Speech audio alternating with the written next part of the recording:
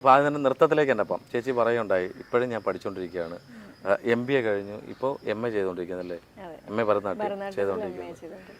ഇങ്ങനെ ഈ ഡാൻസിനെ കുറിച്ച് അത്രയ്ക്ക് പഠിക്കാനുള്ളൊരു എന്തുകൊണ്ടാണ് ചേച്ചി ഉണ്ടായത്? ഇപ്പം പറഞ്ഞ പോലെ 3.5 വയസ്സ് മുതൽ ഞാൻ ഡാൻസ് പഠിക്കുന്നതാണ്. അപ്പോൾ അതിൽ കൂടുതൽ കാര്യങ്ങൾ പഠിക്കണം എന്നൊക്കെ വിചാരിച്ചിരുന്നു. പിന്നെ എന്താ ഒരു ഘട്ടത്തിൽ ഒരു ബ്രേക്കൊക്കെ ആയി. അത് കഴിഞ്ഞ് പിന്നെയും ഡാൻസ് കണ്ടിന്യൂ ചെയ്തു. അപ്പോൾ പഴയ കാര്യങ്ങളൊന്നുകൂടെ ബ്രഷപ്പ് ചെയ്തെടുക്കാനും അതിൽ കൂടുതൽ പഠിക്കാനുള്ള ഒരു ഇൻട്രസ്റ്റ് ഉള്ളത് കൊണ്ടാണ് ഇപ്പോൾ MA ഒക്കെ ജോയിൻ ചെയ്തത്. ഇപ്പം ഭരതനാട്യം ഇപ്പോൾ ഫസ്റ്റ് ഇയർ കഴിഞ്ഞു, ഇപ്പോൾ പഠിച്ചുകൊണ്ടിരിക്കുകയാണ്. 18-19 വയസ്സുള്ള കുട്ടികൾ പറയുന്ന പഠിച്ചാൽ ഇപ്പോഴും പഠിച്ചുകൊണ്ടിരിക്കുക. പക്ഷേ പഠിക്കുന്ന എപ്പോഴും നല്ലതാണ്. നമ്മളെപ്പോഴും ഒരു കാര്യം പഠിച്ചു നിർത്തിയെന്ന് തോന്നരുത്, അത് വീണ്ടും പഠിച്ചുകൊണ്ടിരിക്കണം, കണ്ടിന്യൂ ചെയ്തുകൊണ്ടിരിക്കണം. പഠിക്കും തോറും വീണ്ടും വീണ്ടും കൂടുതൽ അറിവുകൾ കിട്ടും. അത് ഒരിക്കലും ചെറുപ്പത്തിലേക്ക് പോകും ചേച്ചി, ലൈവായിട്ടിരിക്കും നമ്മൾ. തീർച്ചയായിട്ടും. ഇപ്പോൾ പല സീരിയലുകൾ ചെയ്യുന്നുണ്ട്. ഇപ്പം നിലവിൽ ഇപ്പം സ്റ്റിൽ നോ എത്ര സീരിയലാണ് ചെയ്തുകൊണ്ടിരിക്കുന്നത്? അതായത് ഇപ്പോൾ ഒന്നിൽ കൂടുതൽ ചെയ്യുന്നുണ്ടോ, ഒന്ന് മാത്രമേ ചെയ്യുന്നുള്ളൂ? 3 സീരിയൽ ചെയ്യുന്നുണ്ട്. ഇപ്പോൾ ഈ ഗെറ്റപ്പ് മനസ്സിലായോ? അത് പറഞ്ഞോട്ടെ ചേച്ചി, ഈ ഗെറ്റപ്പിൽ ഇരിക്കുന്ന ഒരു സീരിയൽ ലൊക്കേഷനിലാണ്, ഞങ്ങൾ കനൽപൂൺ ലൊക്കേഷൻ തന്നെ ഇരിക്കുകയാണ്. അപ്പോൾ ആ ഒരു വേഷം അല്ലേ എപ്പോഴും പറയാറുണ്ട്. ഞാൻ നേരത്തെ പറഞ്ഞ പോലെ തന്നെ നമ്മൾ ഈ പട്ടത്തിക്കുട്ടിയില്ല, നമ്മൾ ആ ഒരു ഏരിയ, ഒരു പ്രത്യേക സമുദായമാണല്ലോ, ബ്രാഹ്മൺ സമുദായമാണല്ലോ. അപ്പോൾ അവിടെ ചെല്ലുമ്പോൾ ഇങ്ങനെയൊക്കെയുള്ള വേഷങ്ങൾ, മാമിയാർ അല്ലെങ്കിൽ അക്കച്ചിമാർ ഇങ്ങനെയൊക്കെ കാണാറുണ്ട്. ചേച്ചി എനിക്ക് തോന്നുന്നു മിക്ക വേഷങ്ങളും അല്ലേ, ഒട്ടുമിക്ക വേഷങ്ങളും ചെയ്തിട്ടുള്ളത്. ഈ വേഷത്തെക്കുറിച്ച് പറയും. ഇത് ഓരോ സീരിയൽ ചെയ്യുമ്പോഴും എന്തെങ്കിലും ഡിഫറെൻ്റ് ആയിട്ട് ചെയ്യണം എന്നൊരു ആഗ്രഹമുണ്ട്. പിന്നെ ഇപ്പം വളരെ സോഷ്യലായിട്ടുള്ള കാര്യങ്ങളിലാണല്ലോ ഇപ്പോൾ കൂടുതലും സീരിയലുള്ളത്. അപ്പോൾ അതിൽ തന്നെ എന്തെങ്കിലും ഒരു ഗെറ്റപ്പിൽ എന്തെങ്കിലും വ്യത്യാസം വരണം എന്നൊക്കെ ഇങ്ങനെ ആലോചിച്ചിരുന്നപ്പോഴാണ് ഈ ഒരു ക്യാരക്ടർ വന്നത്. അപ്പോൾ ഒരു ചെട്ടിയാരുടെ ഫാമിലിയാണ് കാണിക്കുന്നത്, ഒരു തമിഴ് കൾച്ചർ വരണം എന്നൊക്കെ പറഞ്ഞു. അപ്പോൾ അങ്ങനെ എന്താ ചെയ്തു വന്നപ്പോൾ ഈ ഒരു ഗെറ്റപ്പിലായി. അത് ഇപ്പം സ്ഥിരം സാധാരണ രീതിയിലുള്ള ഇതൊക്കെയാണല്ലോ. അപ്പോൾ അതിൽ നിന്ന് ഡിഫറെൻ്റ് ആയിട്ടുള്ളൊരു ഉണ്ടോ? ആ കണ്ണും കൂടെ ഒന്ന് മാറ്റി കിട്ടിയായിരുന്നെങ്കിൽ ഓക്കെ ആയിരുന്നു. ഒരു ലെൻസ് കൂടെ വെച്ച് കഴിഞ്ഞാൽ കറക്റ്റ്. പേര് പറഞ്ഞിട്ടുണ്ടോ? അങ്ങനെ ഒരുപാട് പേര് പറഞ്ഞിട്ടുണ്ട്. പണ്ട് ചെയ്തിട്ടുണ്ട്. അതിനകത്ത് എനിക്ക് തോന്നുന്നു അനിയത്തിയായിട്ടോ അല്ലെങ്കിൽ ആ വീട്ടിലൊരു അംഗമായിട്ടോ ചെയ്തിരിക്കുന്നല്ലേ? അപ്പൊ അന്ന് ഞങ്ങളെ ഒരുമിച്ച് കണ്ടപ്പോൾ പലരും പറഞ്ഞിട്ടുണ്ട് ചായ ഉണ്ട്. 15 സിനിമകളും ചെയ്തിട്ടുണ്ട്. എനിക്ക് തോന്നുന്നു അതിനകത്ത് ഈ പ്രണയനിലാവ് ചെയ്ത സമയത്ത് അത് 2 ജാതി തമ്മിലുള്ള കല്യാണം അങ്ങനെയുള്ള ബേസ് ആയിട്ടുള്ള സീരിയലാണ്, സിനിമയാണത്. ദിലീപേട്ടനുണ്ട്, മണിച്ചേട്ടനുണ്ട്, നെടുമുടി സാറുണ്ട്, ജയഭാരതിയമ്മയുണ്ട്. ഇവരെല്ലാം ജയഭാരതിയമ്മ ജയഭാരതിയമ്മ ഉണ്ടായിരുന്നു, KR വിജയമ്മ ഉണ്ടായിരുന്നു. പിന്നെ അതിനകത്ത് ഒത്തിരി നല്ല സീനിയറായിട്ടുള്ള ആർട്ടിസ്റ്റുകളുണ്ടായിരുന്നു. അപ്പോൾ അതിലും ഒരു അനിയത്തിക്കുട്ടി അല്ലെങ്കിൽ ആ വീട്ടിലൊരു കഥാപാത്രമാണ് ചെയ്തത്. അപ്പോൾ അന്ന് തൊട്ടുള്ള എക്സ്പീരിയൻസ് എന്ന് പറയാം, ആ സിനിമയിലുള്ള എക്സ്പീരിയൻസ്. സിനിമ അന്നൊന്നും ഇതിനെക്കുറിച്ച് കൂടുതൽ അറിവൊന്നുമില്ലല്ലോ. ചെറുപ്പത്തിലാണ് അന്നും പോവും അഭിനയിക്കും വരും എന്നുള്ളത്. ഇപ്പോഴാണ് പണ്ട് ചെയ്ത സിനിമകളെ കുറിച്ചൊക്കെ കൂടുതൽ ആലോചിക്കുന്നത്.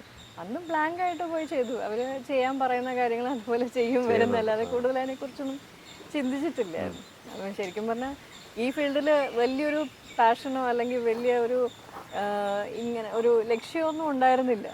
അപ്പം അങ്ങനെ ഈ ഒരു ഫ്ലോയിൽ ഇങ്ങനെ ഇപ്പോൾ ഇങ്ങനെ വന്നു പോയത്.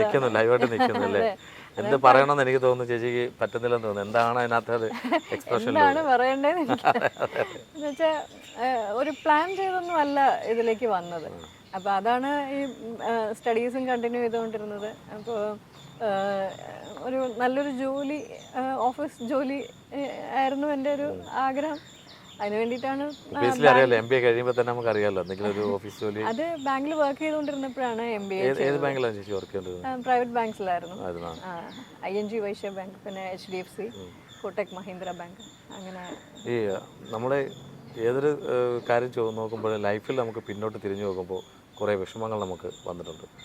അപ്പോൾ ചേച്ചിയെക്കുറിച്ച് നോക്കിയപ്പോൾ 2 വർഷം മുമ്പാണ്, അപ്പോൾ 8 വർഷമായി കാണും. ഇപ്പം ചേച്ചി പറഞ്ഞതിൻ്റെ 10 വർഷം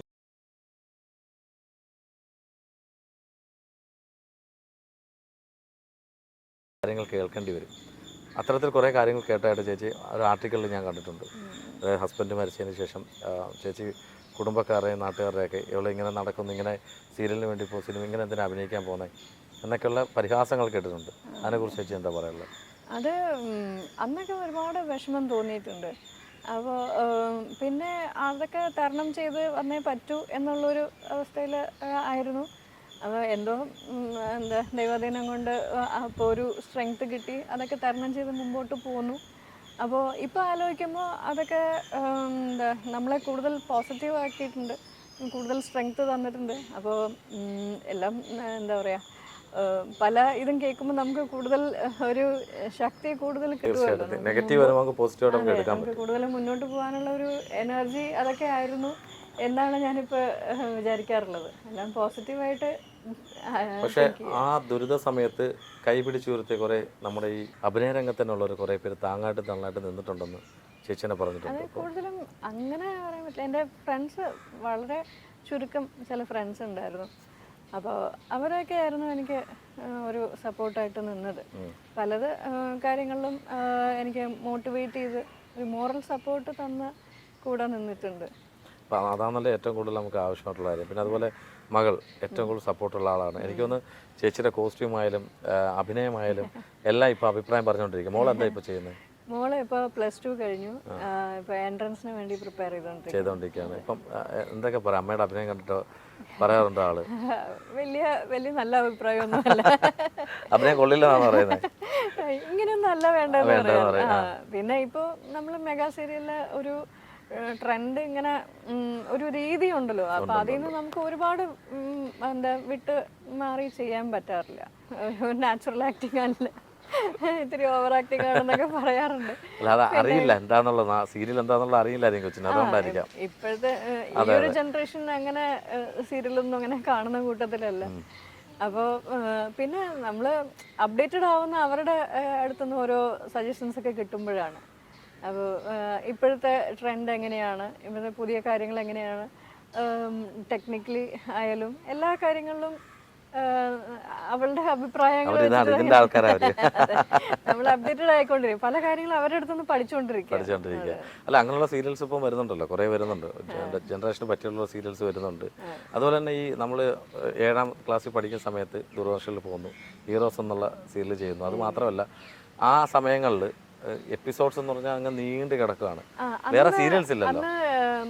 7 എപ്പിസോഡ്, പിന്നെ 13 എപ്പിസോഡ് അങ്ങനെ അല്ല അതല്ല, അത് 14 എപ്പിസോഡ് ക്ലോസ് ചെയ്യുന്ന സമ്പ്രദായമായിരുന്നു ഒന്ന്. പക്ഷെ അത് വരെ ഇങ്ങോട്ട് വരെ നമ്മുടെ ഏഷ്യാനെറ്റ് എന്നുള്ള പ്ലാറ്റ്ഫോം വരികയാണെങ്കിൽ പിന്നെ അങ്ങ് 4 വർഷം 5 വർഷം ഇങ്ങനെ നീണ്ടു പോവുകയാണ് ചെയ്യുന്നത്. അപ്പോൾ ഏറ്റവും കൂടുതൽ വർഷം അഭിനയിച്ചിട്ടുള്ള സീരിയലും ലൊക്കേഷൻ ഏതായിരിക്കും?